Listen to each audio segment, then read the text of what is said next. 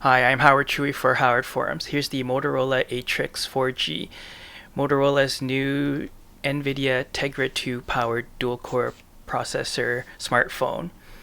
There's 16 gigabytes of storage, 1 gigabyte of RAM, and a 4-inch 960 by 540 pixel display. There's a close to 2000 milliamp hour battery, a 5 megapixel camera on the back, and a VGA camera in front. It's 170 Canadian on a 3-year at Bell Mobility.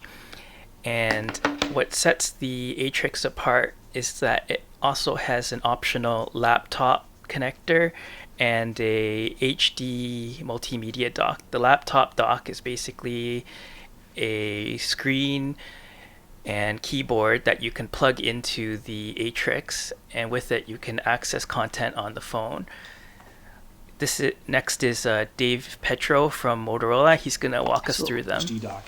So with the lap dock itself, you've got less than 14 millimeters thin. It consists of an 11.5-inch WXGA display, so high-res display itself, full keyboard, mouse pad. There are internal batteries. There are dual external speakers, and you've got a couple of USB ports, and then there's just the charging port on the lap dock for the batteries that are resident on the in the unit itself. And then there's no power button. There's no other operating system that's part of the lap dock itself. Everything is driven by the Atrix. So that's a USB? Yep, so there's the micro USB from a power perspective, and then the micro HDMI connection to facilitate the video and audio transfer from the device into the lap dock. So we're just kind of nestle it in there, move it up, it's docked in, and then you'll see, excuse me, within seconds it wakes up, comes alive, and there's no waiting for lengthy boot ups as you would from a traditional. 2 seconds. Yeah, I mean you saw it right there. Just how responsive that is, just from inserting it to opening it up and being able to get right into a couple of different experiences here overall. So you'll see that from a real estate perspective, you've got a couple of windows. The left side is the mobile view, and what that is just a complete excuse me, replication of the mobile experience overall. So anything that I could do while holding the device in my hand, whether it's handling a call, moving through text messages, navigating through my menus and accessing any of the hundreds of thousands of Android applications that are available for download, everything is accessible through this mobile window, just as if I was holding the device in my hand. And then the other window is the other unique part of the web top, and this is a full Firefox browser. So this is rendering not mobile content, not like the content that you would have just by accessing the browser on the device itself. It's being driven by the device, but this is a full standalone Firefox browser delivering that PC browsing experience now into this sort of mobile environment. You got the ability to move through. Obviously, we've got a nice 11.5-inch high-res display, so we want to maximize some of the real estate there as well. But again, being a full Firefox browser, you've got the same type of multi-tab, multi-window environment that you would have browsing just on your PC at home. For example, just a traditional sort of Alt-tab kind of scenario where you can easily navigate through any of your open windows that are resident on the device at that particular time. The other benefit that this allows now is to really give you the opportunity to extend your experience from a cloud computing view. So now you've got this mobile device, you've got the horsepower to drive this experience, and think of it from an office documentation perspective now, and the ability, because this is that full Firefox browser, going into accessing Microsoft Office, for example, online, the cloud version of their applications.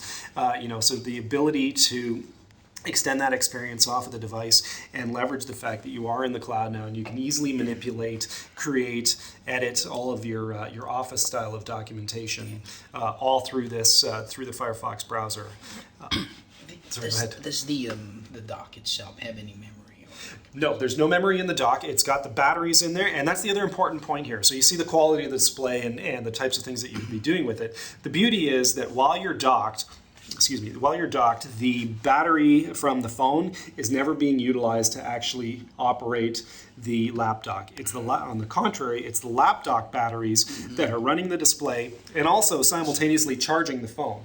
So as long as there's the ability, right now my phone is actually fully charged. That's my phone battery indicator in the top right.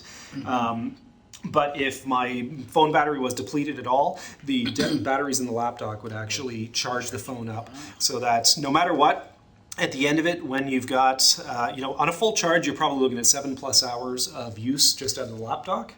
When the batteries in the lap dock deplete, the unit will shut down, but you're left with a completely functioning, fully charged mobile device at the end of the day. So we're completely cognizant of the fact that this is just extending the experience from your mobile. You don't want to do anything that's going to negatively impact your mobile experience at the end of the day when you're outside of the docked scenario as well. So that's the beauty there. So when you bookmark a site, yep, where's the bookmark saved? It's all to the phone. So it is. So for example, let me. It will remember. If I pull up the bookmarks, the ones that are there are all of the ones that are preloaded from that were in the device to begin with, and then anything new that I save from a bookmark view, it will just get saved in the phone memory as well, so that they're always there. So I'll be able to access these bookmarks from the Android browser? Correct, yes. Now, they may not pull up the same content, because now when I'm in the browser on the phone, I'm automatically going to get moved over to the mobile version of those sites. But those bookmarks will be there and accessible for the end user. Yep.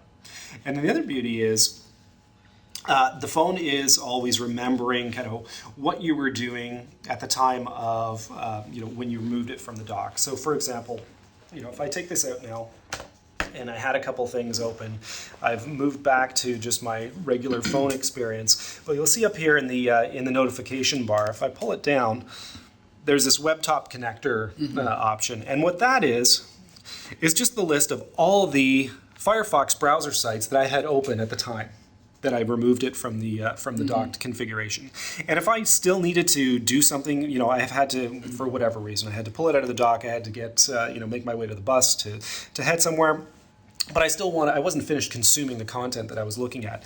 So this remembers what I was looking at, and I could easily just select one of them, and now it's going to launch my mobile browser and take me to that site again, so I can continue the consumption of the information that I was looking at the time I had to undock. The other beautiful part here as well, and the elegance of the solution, is that it's also going to remember those configurations as I move from dock to dock. So I finished, maybe I've been traveling, coming home. I finally made it home, and now I'm in my living room. Take the device back, and I dock it into the HD dock. And what you'll see here is exactly the view that I had when I took it out of the lap dock. So it remembered that it was still full screen. It remembered everything that I was doing while I was in the lap dock configuration. Yeah, for sure. Oh, and so here's the other thing. Remember how when I was mobile, I selected your site, Howard, that I wanted to continue the downloading or the consumption of your site? It was in the process of, because that Android or the mobile browser window was open while I docked it, now it's giving me the notification saying, wait a minute, I see that you were looking at a mobile browser when you docked it. Do you want to continue looking at that site in the mobile browser, or do you want me to open up a new window in the full Firefox browser side of things? So that's what this pop-up window here. Mouse pad that you can Yep. use? So I've got, right now, I have this is just a regular wireless Logitech mouse. I've got my little USB dongle plugged into the back of the HD dock. So on the back of the HD dock, you've got the HDMI output, which is going to the monitor, and then there are 3 USB ports on the back of the HD dock. Again, I've got the mouse connected to one of them.